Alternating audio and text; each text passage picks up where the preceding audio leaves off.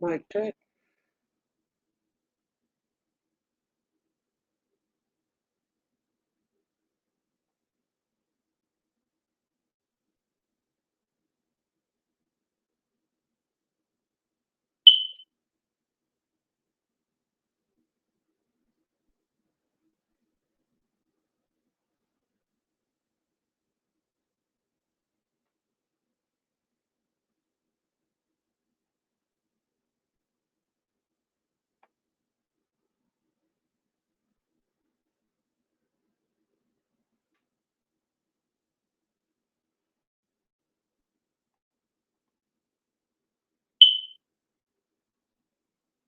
Oh wow, that jumped up there. Hi guys, welcome to the chat. Tonight's stream is not going to be really long on on the homeschooling. I just wanted to take the time to go ahead and close out the Wimbush case and introduce the next case so that we're still set to go for next Thursday at the regular time. So I had originally planned that we are going to watch some of the testimony from the trial. However, I think we can get the same understanding of what went on without hearing testimony about the depressing details of what actually went on. I really kind of want to look more tonight at the parents themselves. Just a refresher on the Wimbush case. Uh, Therian and Ricardo Wimbush had a homeschool in Gwinnett County, Georgia, called MathElites, is what I've been able to find out as far as the name of the school. It was called MathElites Inc. They had 10 children, and all 10 children were homeschooled. There was a mixture of boys and girls. They lived in a nice neighborhood, decent sized house. However, their living arrangements were a bit odd. They had all 10 of the children sleeping in one room. Um, and then other rooms of the house were set up as they had like a Lego room, they had a media room, like a library. They just had different rooms set up for different things, but they had all the kids sleeping in one bedroom. Over the course of time, uh, the oldest of the Wimbush boys, whose name I won't say, was placed on punishment. And his punishment consisted of him being confined to the basement of the home. Hi, Arctic Fox. And eventually, it went from him being confined to the whole of the basement to him being confined to a small closet room in the basement, which was just big enough to have like a bed and a little bit of space around the side of the bed. I think it was a single, like a twin bed, if I can recall the details correctly. Well, he was confined to that room for about 18 months.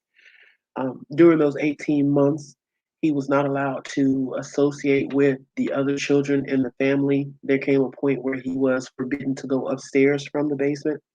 At one point, he had been allowed to come up, like for meals and to interact with the family, but there came a time when that stopped. And that stopped because of him, quote unquote, stealing a DVD player so that he could have some entertainment while he was in the basement. So he snuck upstairs one night, took the DVD player, and hid it in the mattress of the bed that he was sleeping in this closet room in the basement. And his parents found out about it, and that was the end of him being allowed upstairs. They did, however, feed him 3 times a day. He interacted with his parents, they had conversations. So, as far as his situation, it's kind of a mixed bag. I was also able to discover that the parents followed a religion that has not been named in the articles that I've come across so far, but it seems to be a Christian offshoot. They worship Jah, and they are very strict in their practices. And so a lot of his punishments had a bit of a religious note behind them. And I'm not saying this to like disparage anybody's beliefs or practices, but just to kind of give a more clear idea of what the situation was, what was going on, what were the parents maybe thinking, or what could have motivated their behaviors. So that's kind of the backstory on that. His situation was discovered because of an anonymous tip. I've also not found information as to they kind of closely guarded that as to whether that anonymous tip came from a neighbor, a relative, or what. But an anonymous tip came in about this young man's situation. Protective services eventually visited, and I believe the children were removed on the second visit. The details that came out were that during the 18 months that he was confined to this room, he was not allowed to shower. He actually had fungus and mold growing out of his skin. The clothing that he was wearing, which I believe at that time was just a pair of like pajama bottoms, were just crusted, dirty, not clean. He was sleeping on a bare mattress. Hi, Sleuth Mom. Welcome to the chat. Oh, no problem, hon. Glad to see you here. Um, he was sleeping on a bare mattress, and he had a bucket that he could use as his restroom when his parents weren't able to take him upstairs or weren't able to take him up so that he could use the restroom. Um, I'm not going to play any of the testimony, but I will give you a brief overview of it. Some of the things that were said, the caseworker who actually removed him from the home described her interaction with him as she was transporting him to his foster home. And she asked him if he wanted something to eat. She stopped and got him Burger King. And she described in heartbreaking detail how he basically just devoured and savored every moment of that Whopper, as if it were the best thing he had ever come across on earth. She described how when he got to his placement, there was a short, you know how you'll have like a short flight of stairs going up to a porch, and that he was so weakened that he had trouble even walking up those steps without assistance. She went on to talk about how over the course of the months, um, he seemed like an entirely different child. That the child she picked up that day and the child that she interacted with months later seemed like two different individuals. He didn't even look like he did the day that she originally met him. There were issues of medical neglect in one of the younger boys who had an abdominal tumor. Now, to the parents' credit, as much credit as I can give them, which is not very much, to the parents' credit, there was a doctor who stated that because of the appearance of the abdominal tumor, basically, and I'm paraphrasing, because of the appearance of the abdominal tumor and the fact that it did not cause a lot of pain or discomfort, that he could see how any parent would probably not think it was as serious as it was. So I will give them that much credit that they weren't, it appears they weren't just willfully and maliciously medically neglecting that child and his situation. However, one of the reasons that I particularly decided to do this series on homeschooling is because um, how the lack of oversight leads to harm in these children. And this abdominal tumor seems to me a clear case of where, even if it was something as simple as once a year or once a semester, a child is required to have a physical, something from a doctor saying that they're okay. That could have been caught early because that doctor who spoke about the tumor said that it was not, if it had been caught early, it could have been taken care of in a simple outpatient procedure. But because of how advanced it was, he required, um, I believe it was multiple surgeries and ongoing treatment. So that's a case where just even the slightest bit of oversight could have prevented um, his medical condition from becoming as bad as it was. And also, uh, his older brother's living conditions confined in that basement could have been caught a lot sooner. Um, I did want to speak on the parents a little bit, and then I'm going to close this out. I'm going to come back and we're going to talk about the Cody Bixby case. The parents are well-educated people.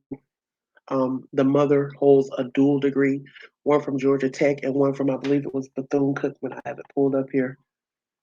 She held double degrees. The father also held degrees. He was also a football star on the team at Georgia Tech.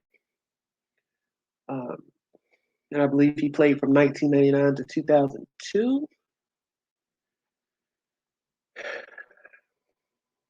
So they weren't uneducated people. They weren't what you might think of as your classic abusers. And as I said in the previous stream, had this particular couple come to me, if I were responsible for processing homeschooling requests, had this particular couple presented to me that they wanted to homeschool their children, I probably would have been all for it, for the simple fact that they're well educated, they have a decent income, they live in a good neighborhood, they're well spoken, they're clean cut. So I would never have seen a problem with it. I want to ask that if this case or this series actually interests you in any way, I'm going to post in the description links to 3 videos, because over the course of this series, I will come back to this and we'll talk a little bit more about this case and some of the particulars of it. There are 3 videos of testimony that I think would serve well for anyone who really wants to get a good understanding of this case. There's the video where Therian, acting as her own lawyer, questions both those sons at the trial. She questioned all the children, but those 2 sons in particular. And the video of the social worker speaking about her encounters with this family and with the oldest boy who had been confined in the basement. I will add those links to the description. I said this was going to be a super short live, and it really is. We're at 12 minutes, and we're going to see if we can cut it off before 15. I will be back shortly, and we'll talk about Cody Bixby. Thanks, Luzmania. Definitely hit the like button. I will be back shortly. We'll talk about Cody Bixby. We'll talk about his dad and just that whole situation. I've been watching that case kind of from the distance, and I find it kind of intriguing. Again, join me Thursday at 10:30 p.m., which is the regular time for this particular series. And on that series, then we will start talking about the Imani Moss case. And in that case, I'm gonna end this stream, and then I'm coming right back. I want to talk about Cody Bixby and his father, Corey Bixby. So that's why this one is super short.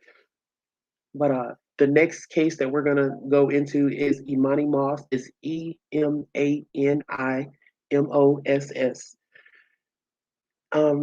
See you guys in a few minutes.